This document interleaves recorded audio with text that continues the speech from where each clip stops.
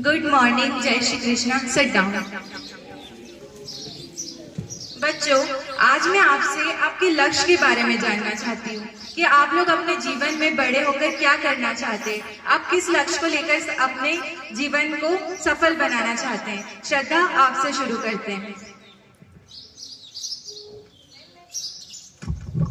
Ma'am, मैं doctor बनना चाहती हूँ। बहुत बढ़िया श्रद्धा। मैम, मैं पुलिस बनना चाहती हूँ। जी। मैं आईएएस ऑफिसर बनना चाहती हूँ। मैं टीचर बनना चाहती हूँ। मैम, मैं आईएएस ऑफिसर बनना चाहती हूँ। Very good. मैम, मैं आईएएस ऑफिसर बनना चाहती हूँ। मैम, मैं आर्टिस्ट बनना चाहती हूँ। मैम, मैं टीचर बनना चाहती हूँ। मैं बिजनेसमैन बनना चाहता हूँ। मैं इंजीनियर बनना चाहता हूँ। मैं आर्मी ऑफिसर बनना चाहता हूँ। बहुत बढ़िया। मुझे आप सभी के लक्ष्य को जानकर बहुत खुशी हुई।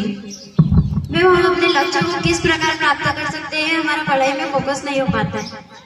इसके लिए मैं आपको एक ऐसे व्यक्ति के बारे में बताती हूँ जिन्हें न केवल भारत के युवा बल्कि पूरे विश्व के युवा अपनी प्रेरणा का स्रोत मानते हैं और उनके बतलाए रास्ते पर चलकर अपने लक्ष्य को प्राप्त करते हैं। उनका नाम है स्वामी विवेकानंद जी। क्या कोई स्वामी विवेकानंद जी का जीवन परिचय जानता है? जी श्रद्धा, आप बताइए। जी, स्वामी जी का जन्म 12 जनवरी 1863 को कोलकाता में हुआ था। उनका बचपन का नाम नरेंद्र नाथ दत्त था। सिर्फ 25 साल की आयु में ही नरेंद्र नाथ ने आध्यात्म का रास्ता अपनाया था।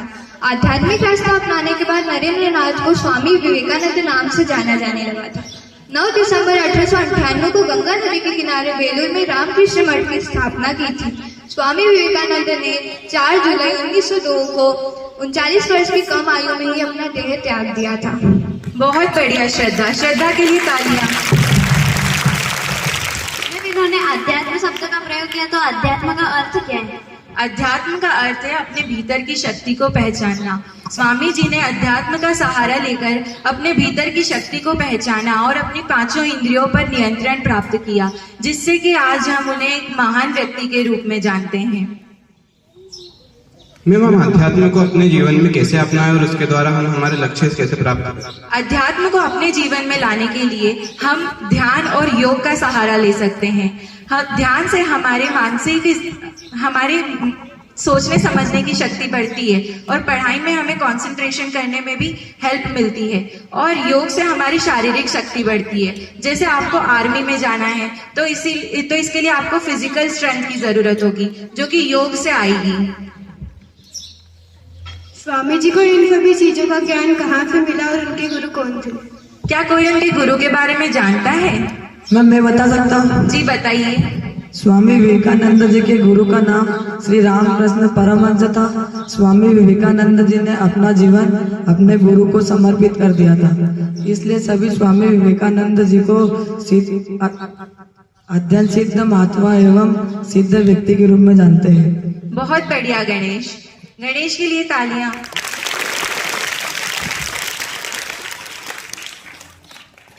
मैम, क्या स्वामी जी ने भी अन्य कवियों की तरह कृतियाएं लिखी है?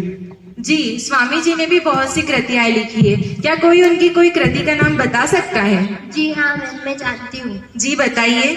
मैं उनकी 2 कृतियाँ जानती हूँ। पहली है कर्मयोग और दूसरी है ईस्ट और वेस्ट। बहुत बढ़िया खुशी। मैम, ये ईस्ट और वेस्ट में स्वामी जी ने किस चीज के बारे में लिखा है? ईस्ट और वेस्ट कृति में उन्होंने ईस्ट की परंपराएं और वेस्ट की परंपराओं के बारे में लिखा है। मैम, मुझे उनका ध्येय वाक्य याद है। जी बताइए। उत्तिष्ठ जागृत प्राप्य वीरन निबोध्य। उठो जागो जब तक मत रुको तब तक अपना लक्ष्य प्राप्त न हो जाए। बहुत बढ़िया। अंश के लिए तालियां। क्या कोई मुझे उनके जीवन का कोई प्रसंग सुना सकता है? जी मैम, मैं उनका एक प्रसंग जानती हूँ। बताइए राधिका। अमेरिका में एक दिन वे एक नदी के किनारे टहल रहे थे। अचानक उन्होंने देखा कुछ युवक एक पुल पर खड़े होकर कुछ तैरते हुए अंडों की गोली का निशाना बनाने का प्रयास बार बार कर रहे थे, किंतु वे सफल नहीं हो पा रहे थे। वहां पर खड़े होकर देखते देखते स्वामी जी के होठों पर मुस्कान आ गई।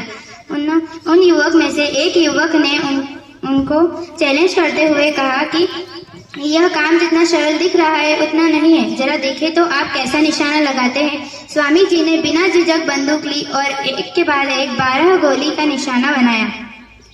युवक गण आश्चर्यचकित रह गए। उन्होंने सोचा कि यह बहुत असमय से बंदूक चलाते होंगे। स्वामी जी ने कहा कि उन्होंने पहली बार बंदूक पकड़ी है। वे जो लक्ष्य भेद में सफल रहे, इसका रहस्य है उनका मन और संयम। बहुत बढ़िया राधिका, राधिका के लिए तालियां।